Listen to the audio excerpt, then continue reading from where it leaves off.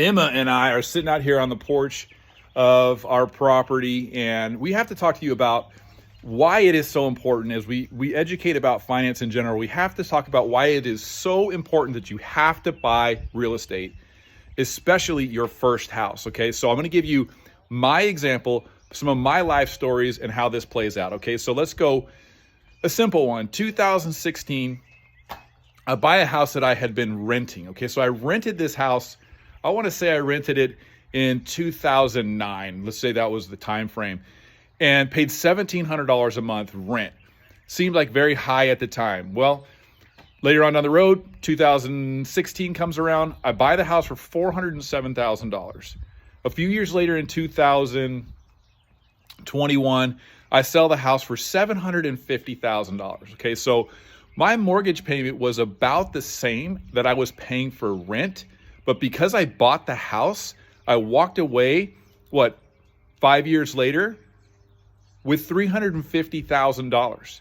If I had kept renting, my rents would have gone up and I would have had nothing in my assets. Okay, so that is a good example right there.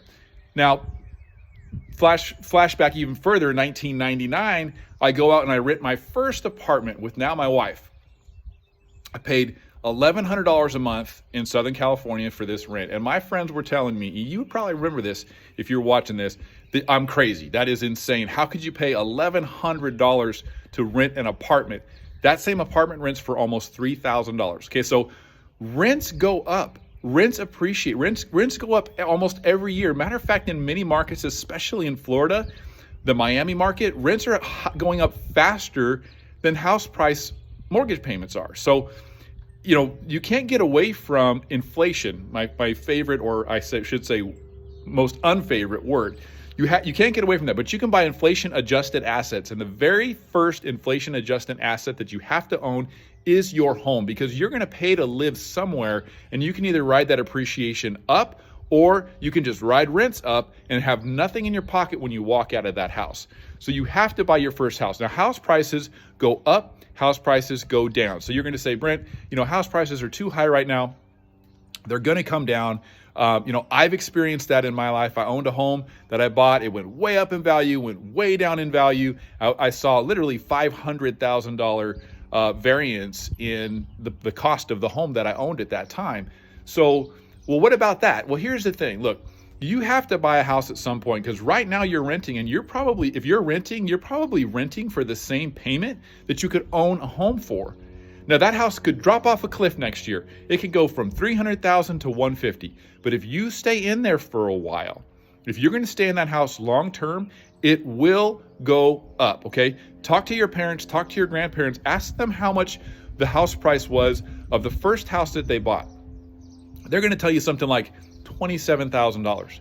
They're going to tell you something like, my first house I bought was $89,000. And you're going to say, that's impossible. Let's just say that they're telling you that and they lived in Orange County. And I bought that house in Orange County, and it was, $112,000 when I bought it. And I couldn't believe I paid that much. And you go look at that house right now, look it up. I'll bet you it's nearing $1 million. Okay, so you could have owned that house, experienced that appreciation through the ups, through the downs, through the crash of 07, through the crash of 08. There was a crash in the early 1990s, ups and downs. They thought the world was ending, and here we are all these years later, and that $100,000 house is 10 times more. Or you could have the other idea that some people have. You can rent. And all of a sudden, that rent that was being paid at that point, rent was probably about $450 back when your parents were buying houses, maybe less. And now that house is renting for $3,500 a month and zero appreciation. Okay, so I can't stress enough that you need to own a home. You need to buy real estate, especially in a hyperinflation market like we have right now, because your home, especially the home that you live in, is the greatest inflation protection that you can possibly have. And every time that you make a payment, it's not rent. A portion of that pays for interest, which is tax deductible in most cases. And the other part that is of that mortgage payment is principal. You're paying yourself. I do know people who have bought a house, made 360 payments, paid the house off, and had no mortgage payment. And guess what that allowed them to do? Retire.